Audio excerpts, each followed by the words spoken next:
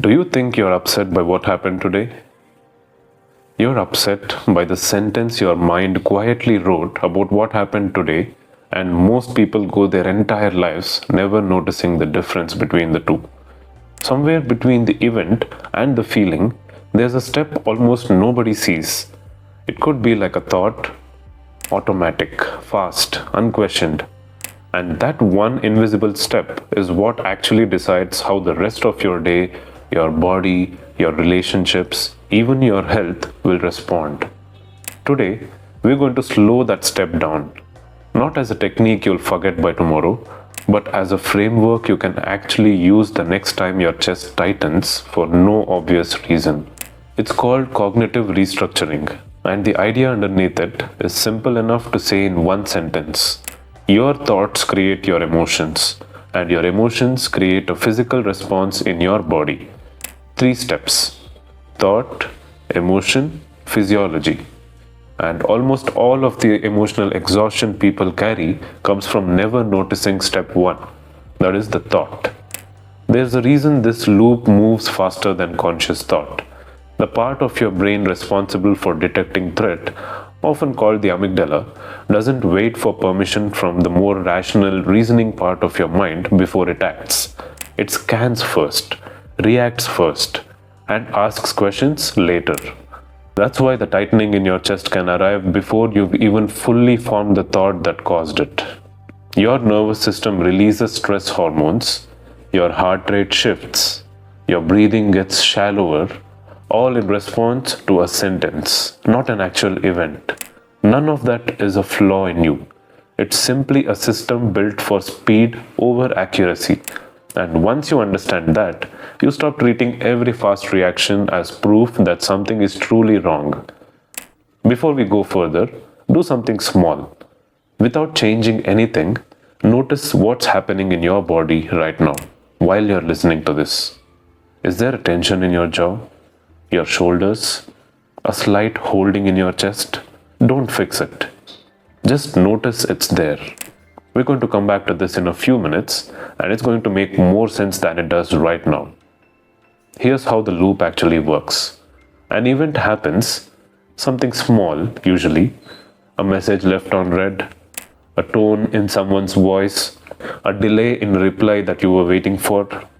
That event by itself is neutral. It has no emotional charge until your mind writes a sentence about it. That sentence is the automatic thought, and it happens so fast most people mistake it for the event itself. They're annoyed with me. I did something wrong. This is going to go badly. The thought fires, and within a fraction of a second, before you've even consciously registered it, your body has already started reacting to a sentence you didn't choose to believe.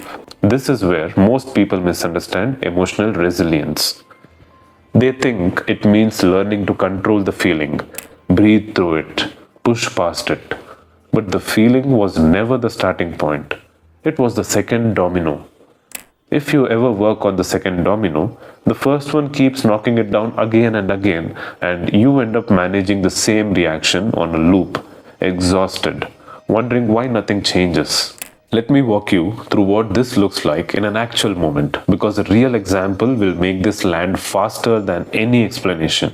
Someone reaches out to a colleague after a long, careful email, the kind you rewrite 3 times before sending. The reply comes back short. 2 lines, no warmth in it. Almost instantly, a thought fires. They're upset with me. I said something wrong. And within seconds, the body responds to that sentence as if it were a fact. The chest tightens, the stomach drops slightly, the mind starts replaying the email, searching for the mistake. Notice what actually happened here. Nothing about the colleague's day, their mood, their workload, or their personality was confirmed. Only a 2-line email was received. Everything else, the meaning, the story, the emotional weight, was added afterward by a single automatic thought. This is where cognitive restructuring becomes useful, not as a lesson, but as a real-time skill. The first move isn't to force positivity, it's to notice the thought and name it as a thought, not as a fact. I'm having the thought that they're upset with me. That's a very different sentence than they're upset with me, even though it describes the exact same moment. The second move is to examine it honestly. What's the actual evidence? A short reply could mean irritation. It could also mean they were in back-to-back meetings, distracted, tired, or simply not a wordy writer to begin with. The mind, left alone, will always reach for the most threatening explanation first. That's not a personal flaw. It's a survival pattern the brain reaches for by default, because catching a possible threat early once mattered more than being emotionally accurate. The third move is the reframe, not a forced positive spin, but a more balanced, evidence-based sentence. Something closer to, I don't actually know what this means yet, and it's more likely about their day than about me. Say that sentence slowly to yourself right now, as if it were true. Notice what happens in your chest as you do. I don't actually know what this means yet, and it's more likely about their day than about me. This is where the shift actually happens. Not later, not tomorrow, but in this exact moment in your body as the new sentence settles. The tightness from earlier, the one I asked you to notice at the start, has it changed at all? For most people listening right now, something has already loosened, even slightly, without trying to force it. That's the physiological proof that the loop is real. Change the thought and the body follows, almost every time, without being told to. If you watched the video before this one about growing up in a loving, stable home and still ending up in one-sided relationships or being overlooked at work, this is the missing piece to that pattern. A safe childhood never required you to build a detection reflex for disrespect because you never needed one. But it also never taught you the specific skill, noticing the automatic thought before believing it completely. And that's not something upbringing installs by default in anyone. It's something you built deliberately later, regardless of where you started. You can pair this with something gentler too, especially on the days the automatic thought is harsh towards yourself rather than someone else. Quietly, internally, offering yourself something like, I'm sorry, please forgive me, thank you, I love you. Not aimed outward at anyone, but toward the part of you that reacted first, before it had all the facts. It softens the reframe instead of forcing it. And this loop isn't limited to email replies. It's the same three-step behind the anxiety before a difficult conversation. The flatness after a comment from a partner that probably meant nothing. The tension before checking a message from your manager. Different situations, same underlying architecture. Event, automatic thought, physiological response. Once you can see this architecture clearly in one small moment, you start recognizing it everywhere else too.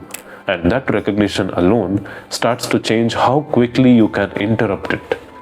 This is a skill, which means it gets easier with repetition, not with willpower. Every time you catch the sentence before you believe it, the gap between event and reaction gets slightly wider. And that gap is where all emotional resilience actually lives. Not in never having the automatic thought, that won't stop happening, but in the half second of space you build before deciding whether to believe it. If this kind of thought work is something you want to go deeper with, this is close to the core of what we work through inside the NLP practitioner course, alongside a few other techniques that make the reframe faster and more automatic over time. And if you'd rather work through it directly with support, our one-on-one sessions are open. The WhatsApp community has the details along with future videos like this one. So here's something worth sitting with before you go. What's one automatic thought that's been quietly running your reactions, maybe for years, without you ever questioning it? And what might shift in your body, in your relationships, in your day, if just once you questioned it instead of believing it automatically?